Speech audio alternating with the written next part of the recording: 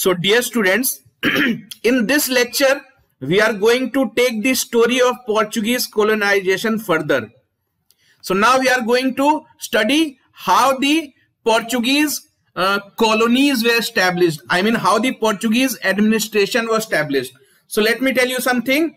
The Portuguese establishment in India was given the official name Estado da India. Estado means state. Da is the you can say connector or word used for of. So state of India. So this is a Portuguese phrase, state of India. So by now you have seen that people like Vasco da Gama, Pedro Cabral, so they used to come here, but they were not rulers. They had come here to establish factories, though they fought a small, a few battles, but most of it was related to establishing factories and all that stuff. But slowly and gradually, the Portuguese mindset changed. They had come here for trading, but they soon realized that why not become the owners? Why to buy? Why not capture? So this was their mindset. So now let us see how did that happen? How did merchants turn into colonizers? So all this began with Alfonso Albuquerque's first visit in 1503. How did this begin? So in 1503, that means Vasco da Gama has again returned back.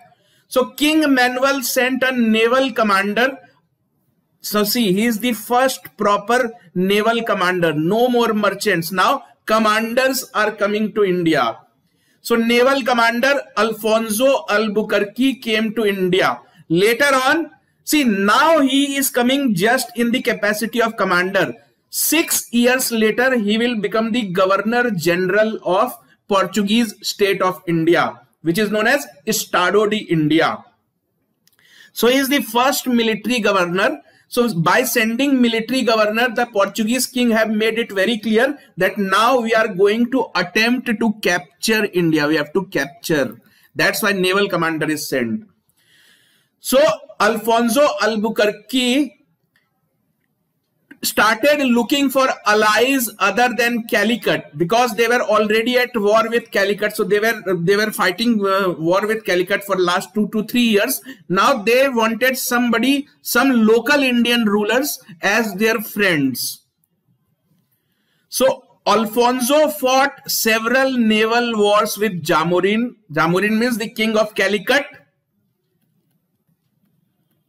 So Calicut, also known as Calicut, but today it is known as Kozhikode. And so Alfonso fought several naval wars with Jamorin and helped the king of Cochin. So Cochin was the neighboring kingdom of Calicut. Cochin was located in Kannanur kingdom. We have already discussed all these things. You can refer to the previous videos. So Jamorin was the king of Calicut. His neighbor was Cochin, king of Cochin. So Jamorin and king of Cochin were also enemies of each other. So enemy of an enemy becomes your friend. So Albuquerque had come here looking for friends. So he found that Cochin, king of Cochin, is the enemy of Jamorin. So he made him his friend and helped the king of Cochin to secure his throne. Secure his throne means what? He provided him security measures against the attacks of Jamorin. In return, king of Cochin allowed the Portuguese to establish the first fort in India. See, establishing a factory is something else. Establishing a fort is something else altogether. Why do you establish a factory? You establish a factory because you have to do business. You have to make products, you have to sell products. Why do you establish forts? You establish forts because you want your soldiers to stay in that fort. You want to store ammunition, you want to store guns, weapons. So by building a fort, they were starting their preparation. The preparation to capture territories of India had started. So where was the first fort, Portuguese fort built? It was built in Cochin. Where was the first factory built? That was in Calicut. So this fort, you can see, this is the fort. This is how it looks today. This is Portuguese gun. This fort built at Cochin, which is known as Kozhikode, was Kozhikode is Calicut, Kochi is Cochin. So this fort was named after King Manuel. King Manuel was the king of Portugal. So Portuguese people have established this fort. So they are naming this fort after their own king. So fort is established. Naval commander has established the fort. Now naval commander goes back. Now they have begun to rule India. Fort is established. Now the Portuguese king will send the first Portuguese governor to India. He says that now you go to India and start ruling. Now we are the rulers. So in 1505 AD, King of Portugal sent Francisco de Almeida as the first Portuguese governor of India. So now Portuguese will rule India. He is the first governor. Who? Francisco de Almeida. So Francisco was given the task to build 4 forts. You are building forts means you are slowly capturing India. So built 4 forts at Anje Diva Island. So Anje Diva Island is what later on became Goa. So suppose if this is Goa of today, here was this island. So they did not first of all capture Goa. They first of all captured a small island located offshore Goa. That was Anje Diva Island, Cochin, Kannur and Kollam.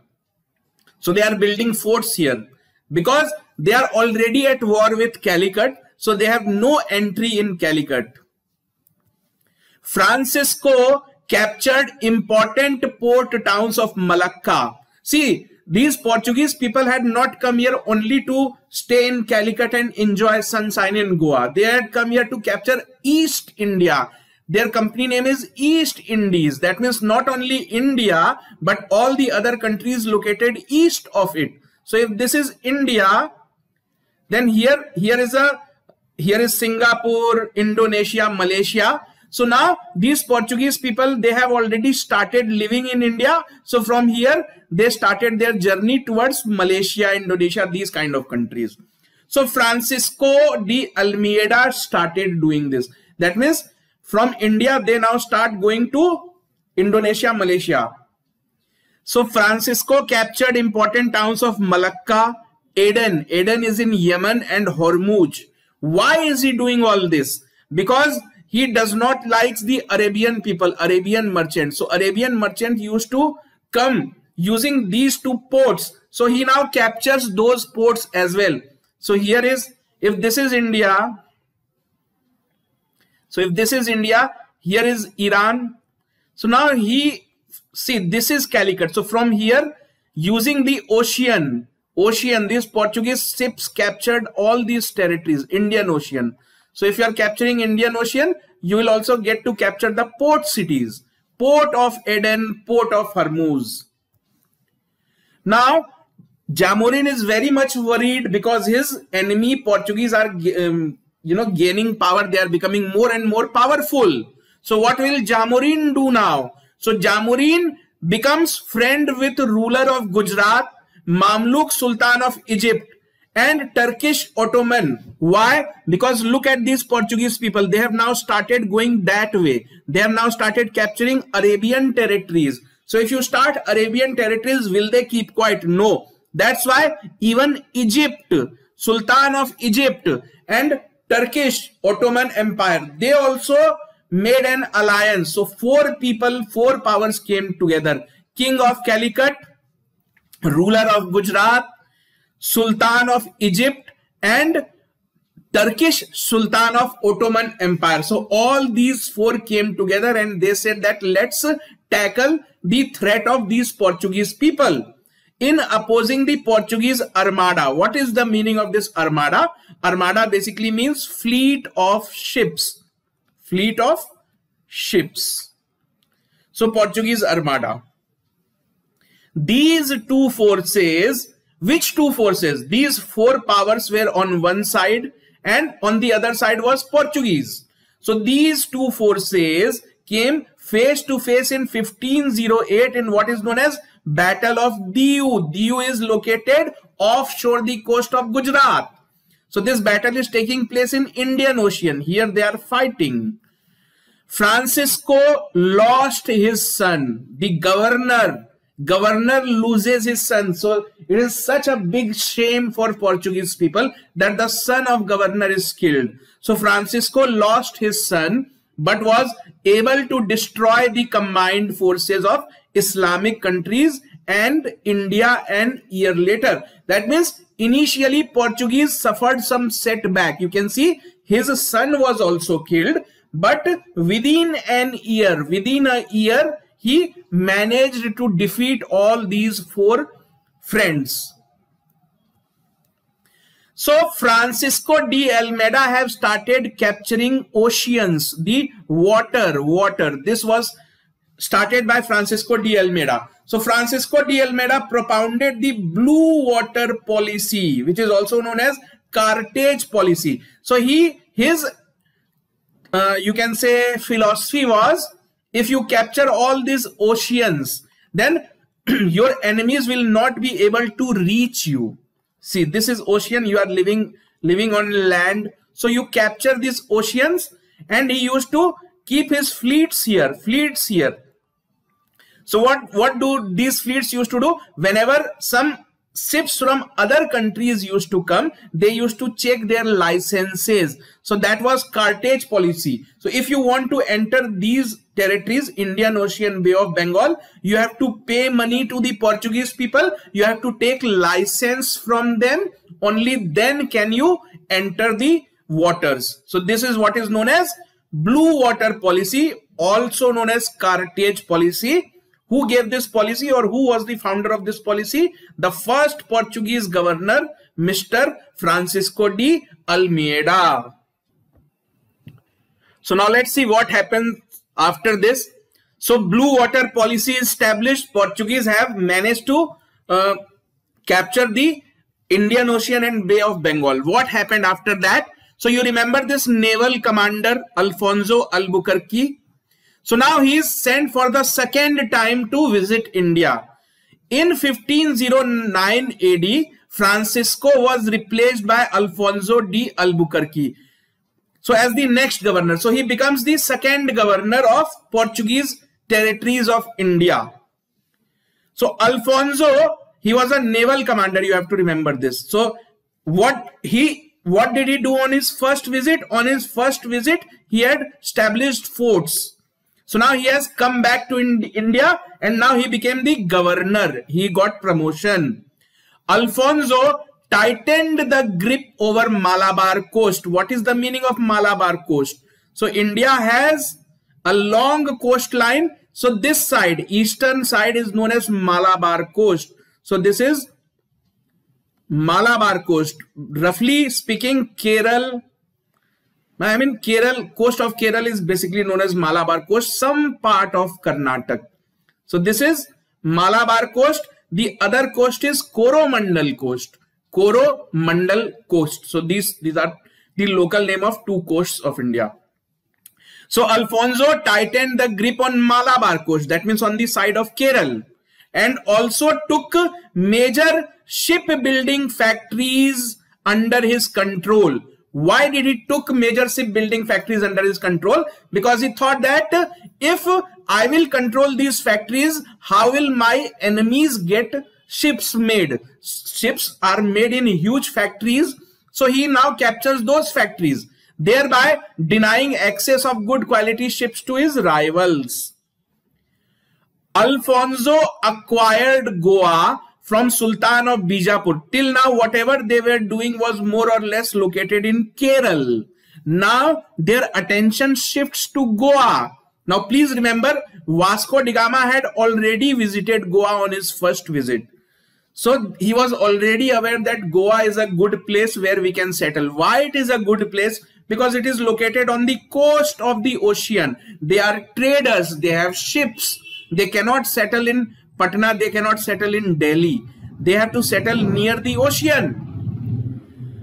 So Alfonso acquired Goa. This time he properly acquires Goa from the Sultan of Bijapur. Acquiring means what? He fought it, he captured it, and he signed a peace treaty. He signed a peace treaty and he told the Sultan of Bijapur that we are not going to capture Bijapur, just give Goa to us. And Sultan of Bijapur gave Goa to the Portuguese people in 15010 AD. Fine. So thus, Goa became the first piece of Indian territory to be occupied by the Europeans. Till now, these Portuguese people, they have not occupied anything. They were simply opening factories. They were building forts. They cannot say that we are the masters of some territory. It is the first time that they properly sign a treaty, and this treaty says that this land of Goa belongs to you. So you can say Goa was the first piece of Indian territory to be occupied by the Europeans. Fine. First territory. And incidentally, Goa was also the last to be freed from foreign control in 1961. So you must understand this. British left India in 1947. Even after this, till 1961, Goa was under the control of Portuguese. Goa was liberated in 1961. You have to remember this. When India got freedom, Goa was still under Portuguese control. That's why it is said that Goa was the last to be freed from foreign control. And Goa was freed in 1961 after a major police action. So Alfonso encouraged marriage between his men and local people, built several canals and roads. So now Portuguese have fully made up their mind that they are going to stay in India. They are Portuguese, so they need to mingle with local population. They need to mingle, make friend with local population. So this new governor general, sorry, he was just the governor, not general. So Alfonso encouraged marriage between his men and local ladies. He built several canals and roads. Why? Because they have now acquired territory. So now they are building things on their own land.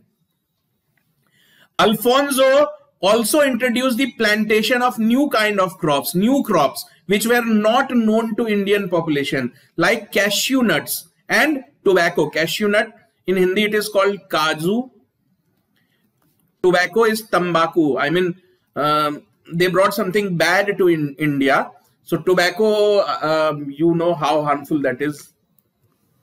So Alfonso also banned the practice of sati or widow self-immolation.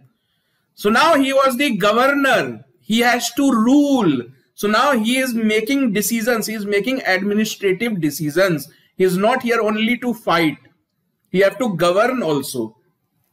So he told the citizens located within the Portuguese territory that from today onwards, sati is banned. What was sati? The practice of sati was very derogatory for the females of that time, because the practice of sati meant that when your husband died, the wife or the widow will also commit suicide by jumping into the funeral fire of her husband. So all this was stopped by Alfonso. What does this mean? It means slowly and gradually, from merchants, from fighters, now they are turning into a government. Now government is getting formed. Now Vasco da Gama comes to India for the third time. So in 1524, Vasco da Gama came to India for the third time, as he was appointed the Viceroy of India. Bigger post than governor. He is made the Viceroy of entire India because he was the first person to come to India. So just as an honor. But Vasco soon fell ill and died in 1524 in Cochin. So it is interesting to note that Vasco da Gama died in India only, though he was a Portuguese. So what happened after the death of Vasco da Gama? A new governor, Nino da Cunha. Da means off. So this is the style of writing of Portuguese. Something, something, da something. So Nino is the name of person, Cunha is the name of place. So new governor has come. His name was Nino da Cunha.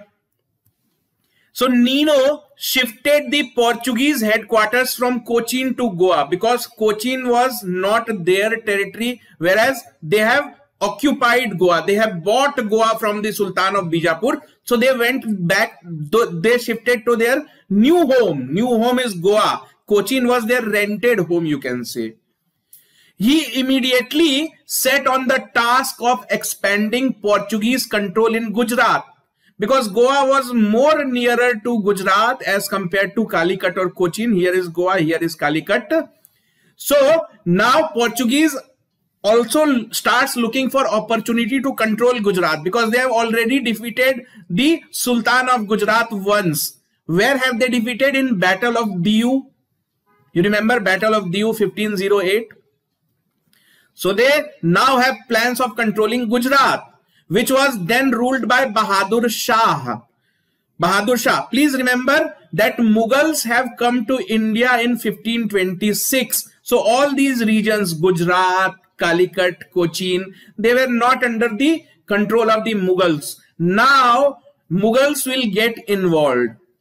So Portuguese control in Gujarat, which was then ruled by Bahadur Shah. So that he was a local ruler. He was known as Sultan Bahadur Shah. So to do that, to capture Gujarat, Nino da Cunha starts his activities. What activities? Nino managed to capture Daman and Diu. So Daman and Diu, if this is Gujarat, so two territories located very near to Gujarat, Daman and Diu. In 1534, Bahadur Shah of Gujarat. Who is Bahadur Shah? He is the Sultan of Gujarat, King of Gujarat. Came into conflict with the Mughal ruler Humayun. Now comes the mention of Mughal, because Mughals were not there earlier. They have come to India in 1526 and they established after winning first Battle of Panipat. That time it was only known as Battle of Panipat, not first, second or third. Who knew that how many battles are going to? Anyways, so in 1534, what happened? The Sultan of Gujarat was fighting against Humayun. Humayun is the second Mughal emperor. So now Sultan of Gujarat needs support because Humayun was more powerful than him. So this Sultan of Gujarat, he started running towards South India. This is Gujarat. This is Agra and Delhi, from where Mughals are attacking him. So Sultan of Gujarat, to save his life, he started running towards South India. So if you run towards South India, you enter into the territories of the Portuguese people. So in a way you can say he took shelter. He took shelter in the territories of the Portuguese. So Bahadur Shah asked Portuguese for help and refuge. That means give me some shelter. In return, Bahadur Shah signed the Treaty of Vasai. Vasai or Treaty of Vasai. If you are familiar with Mumbai, you know that Vasai is a locality of Mumbai. So that time Mumbai was part of Gujarat. Forget that time. Even during the times of Britishers, even at the time of independence, when India gained independence, Bombay was still part of Gujarat only. So Bahadur Shah was the owner of Mumbai. So what did Bahadur Shah did? He said that Portuguese, please help me. In return, I am giving you the lands of Vasai and Mumbai suburbs. You just save my life. Take these two territories because Humayun wants to kill me. So now Mumbai and Goa are under the control of Portuguese. Goa they have acquired from Bijapur, Sultan of Bijapur. Mumbai they got from Sultan of Gujarat, Sultan Bahadur Shah. So slowly and gradually they are gaining territories. In 1537, the Portuguese called Bahadur Shah aboard a ship for negotiation. So Bahadur Shah was a weak ruler. He had asked Portuguese people for help. So what Portuguese did? One day they called the Sultan that please we have to talk to you. You come on our ship. So Sultan went on their ship. They were having a meeting and during that meeting, argument broke out. That means Sultan did not agree with the Portuguese. So what did the Portuguese people did? They threw. Sultan was thrown off the ship and was killed. That way, the ruler of Gujarat was killed, or the Sultan of Gujarat was killed by the Portuguese people. So now you can say their influence have also reached Gujarat, because they have killed the Sultan only. But that did not mean that they managed to capture Gujarat, because Humayun was a bigger force. So it does not mean that if you kill the Sultan of Gujarat, you become the owner of Gujarat. The owner of Gujarat is Humayun. You have just killed the king. Now, up till now, we have studied the history of Portuguese expansion on Malabar coast. I mean, this side of India. Kerala, Gujarat, Goa, this side.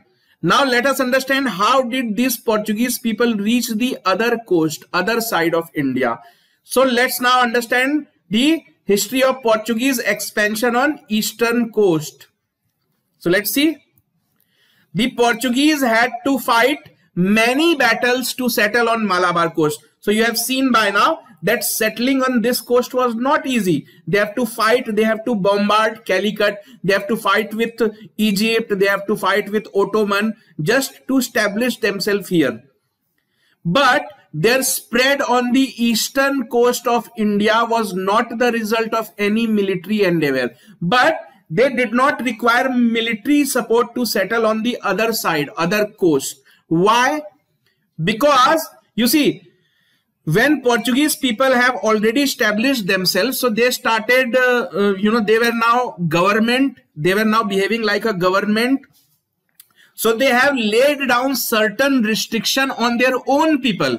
Because when at this time, almost 5,000 Portuguese people were living in Goa. Even more than that. So now, you have a Portuguese government who is laying some certain restrictions. Restrictions were like, you cannot marry him, you cannot go there, you cannot buy this, you cannot sell this. So these Portuguese soldiers, fed up with the trade restriction and other atrocious policies. Example, you cannot marry a Muslim because they are fighting with Muslim people. So these kind of policies were there, which Portuguese government was restricting their own citizens, Portuguese people who had come from Portugal. So fed up with all these, the Portuguese soldiers left the army, married local women, and to escape the clutches of their former masters. That means the soldiers who were Portuguese by birth, they said that enough is enough. We don't want to fight anymore. We don't want your stupid rules. So they started marrying local women and they ran away from this coast to the other coast. Why? Because here they were under the control of their government, Portuguese government. So they shifted to the other coast so that they can live peacefully to escape the clutches of their former masters. And that's why they started moving towards the eastern coast. So by 1522, these Portuguese migrants started a settlement at Sao Tome de Meliapur. So now they have reached this coast of India. So the first place where they settled was near Madras. So this is how these big cities have come up. Why is Madras a big city? Why is Delhi a big city? So there is a history behind it. So they chose this place, Madras. By 1522, the first place on eastern side was Madras. So almost at the same time, the Portuguese came up with another settlement at Nagapattinam in Tamil Nadu. So slowly and gradually, they are settling themselves. They are not fighting there. They are not buying territories, but they are simply settling there in somebody else's land. So two properties, one at Madras, the other at Nagapattinam, both are in Tamil Nadu. So by 1540, Nagapattinam was developed as a major port. So Even Madras is a port. They are always settling at places which are near to ocean, which are next to ocean coast. So Nagapattinam became their major coast on the eastern side. So now Portuguese have already reached here. Now if they go further, they will reach Bengal. Now let's see how did they reach Bengal.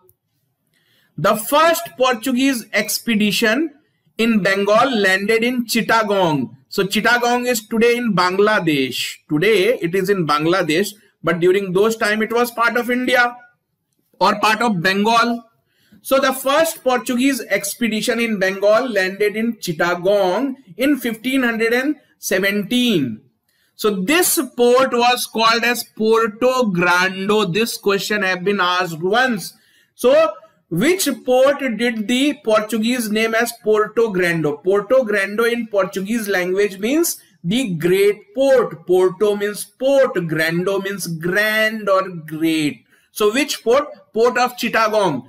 Don't say that port of Calcutta or port of Calicut or port of Goa. No, Chittagong.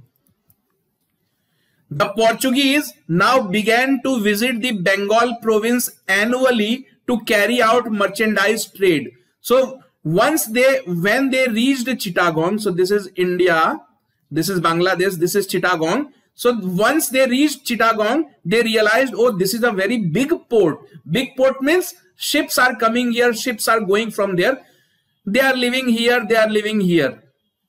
So from 1517 onwards, every year they used to take their ships.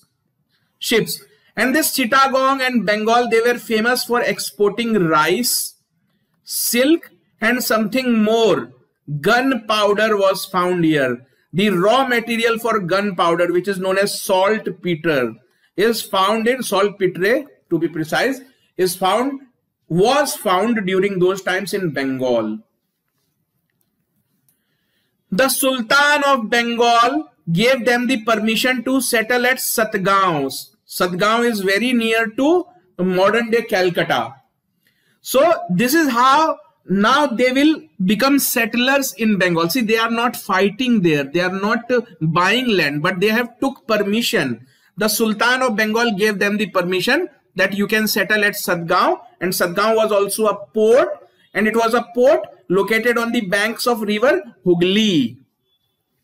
So later on, Satgaon lost its prominence, and the Portuguese founded a brand new city of Hooghly, very near to the Satgaon in 1537. So they had got permission to settle at Satgaon. Satgaon was a port, but Satgaon was used by some other people as well. So they wanted a port exclusively for themselves. They wanted that only we should be the master of that port. So because of this thinking, they started their own port city. That port city is known as Hooghly. Why? Because it is located on the bank of river Hooghly.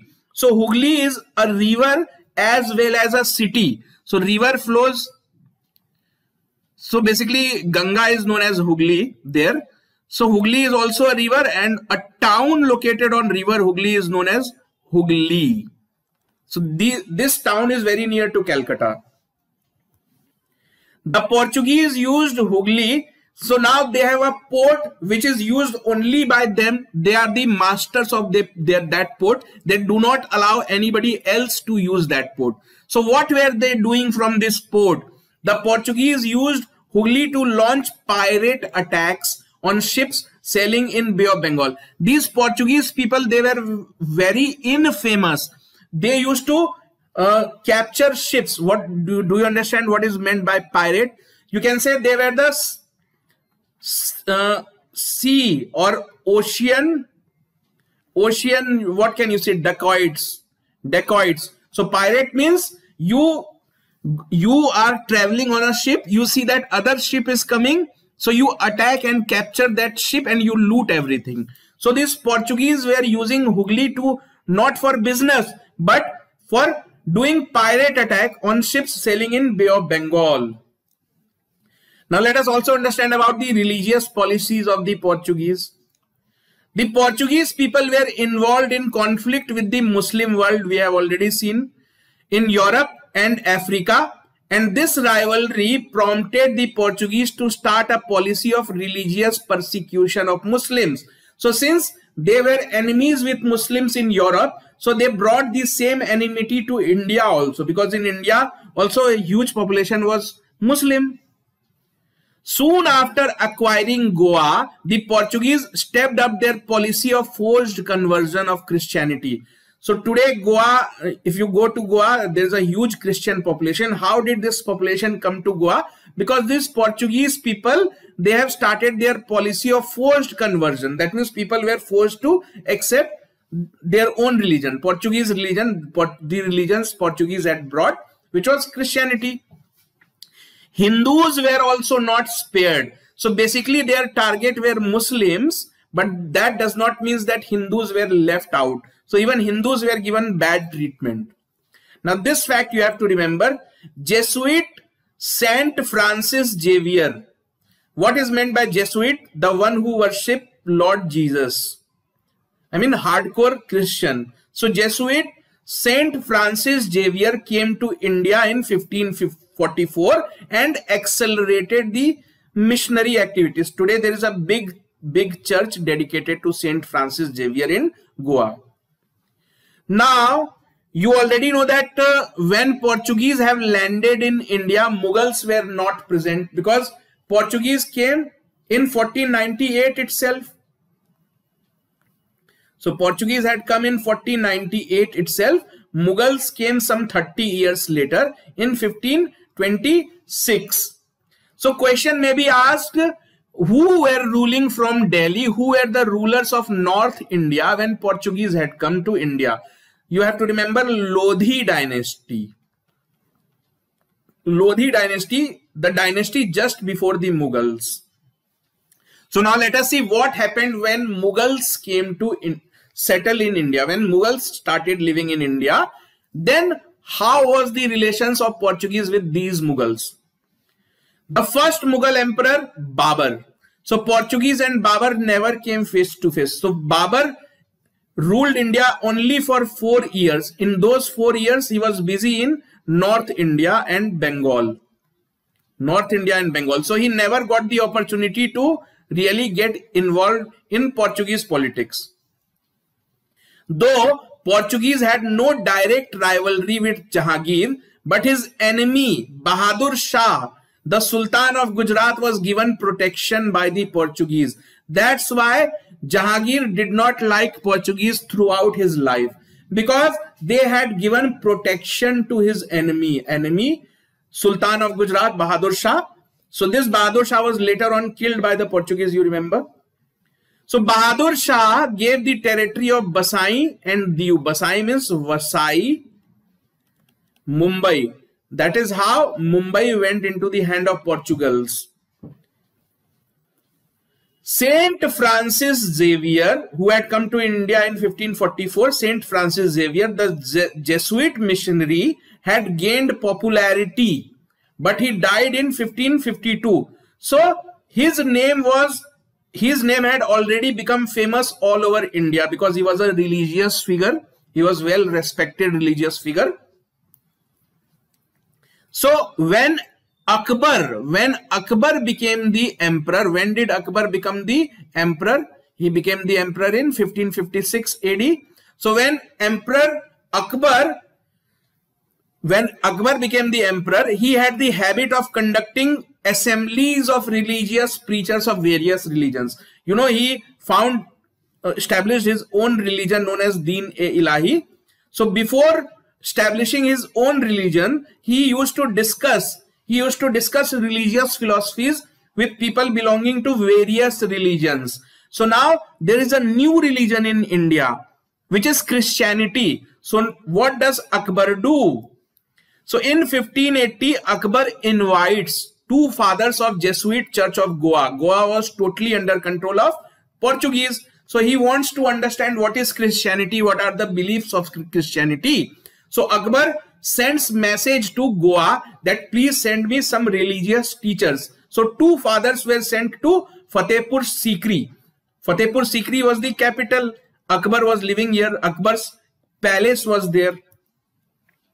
The Portuguese were hopeful that they would convert Akbar to Christianity because they were already busy in converting people from other religions to Christianity. So now they got invitation from Akbar. So they thought that this is a good opportunity. We can convert Akbar to Christianity. But all their hopes were belied. But this did not happen. We know that Akbar never became a Christian. He found out his own religion. In 1595, when Akbar was staying in Lahore, the Portuguese priests gave him a visit. So these priests used to visit Akbar again and again frequently. They had good terms. So when Akbar was staying in Lahore, you have to remember this, that for 15 years, the Mughals have shifted their capital from Agra to Lahore. For 15 years, Akbar was staying in Lahore. So in 1595, when Akbar was staying in Lahore, the Portuguese priests gave him a visit and obtained a permission to build a church in Lahore. So question is, which European power had built a church in Lahore by taking permission from Akbar? It is Portuguese. It is not British. It is not French, but Portuguese. What happened after Akbar? How were the relations of Mughal? Akbar's son Jahangir also continued to show same respect towards the Portuguese priest, though he had, to show himself as a true Muslim. Initially, he had banned the entry of this Portuguese priest, but later on he allowed them. But arrogant actions on the part of Portuguese viceroys created a rift with the Mughal emperor. Very soon you will see now they are having good relation. But because of their certain activities, certain decisions taken by the Portuguese people, their relations with the Mughal will become sour. We will see that later on. That what went wrong between the relationship of Portuguese and the Mughals. So we will see that. So till now, everything is going fine for the Portuguese. They have also settled in Bengal. They have also settled in places like Madras, Nagapattinam. So now, let us understand that what went wrong. As we know today, the Portuguese could not become what British became. British got to rule over almost the entire country. But why didn't Portuguese get the same opportunity? What went wrong?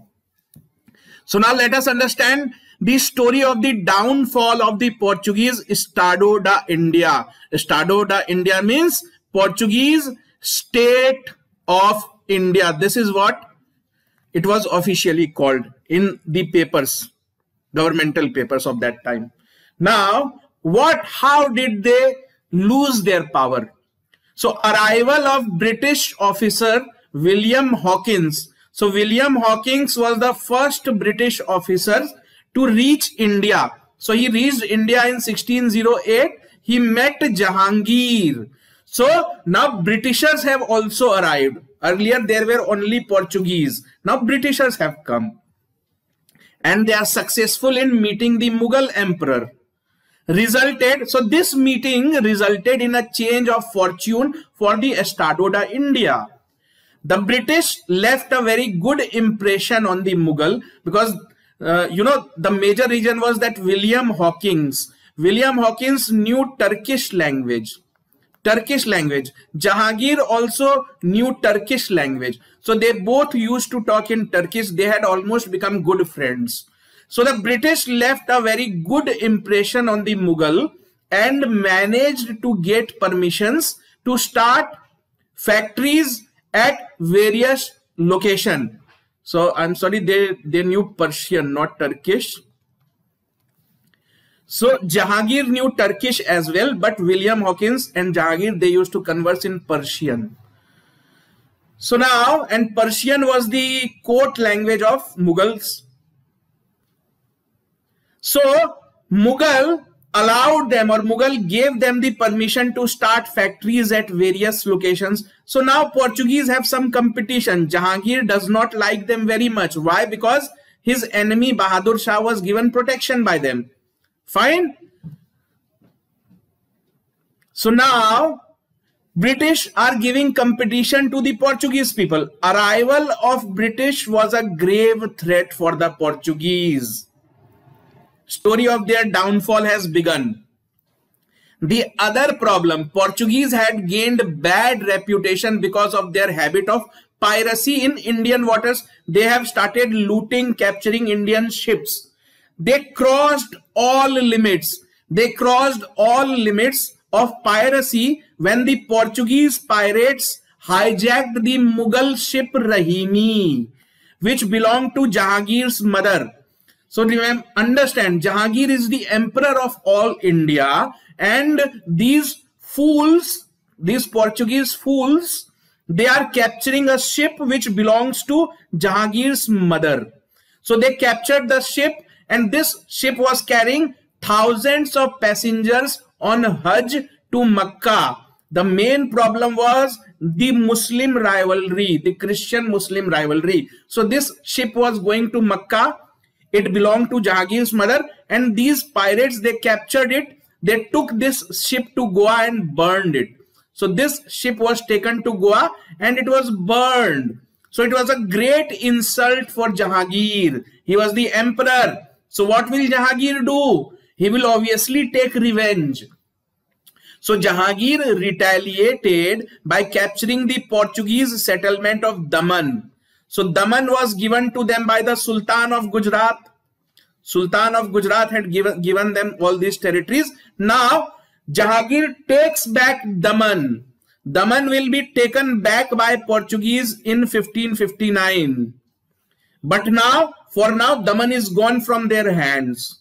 And hundreds were killed. Hundreds of Portuguese were killed.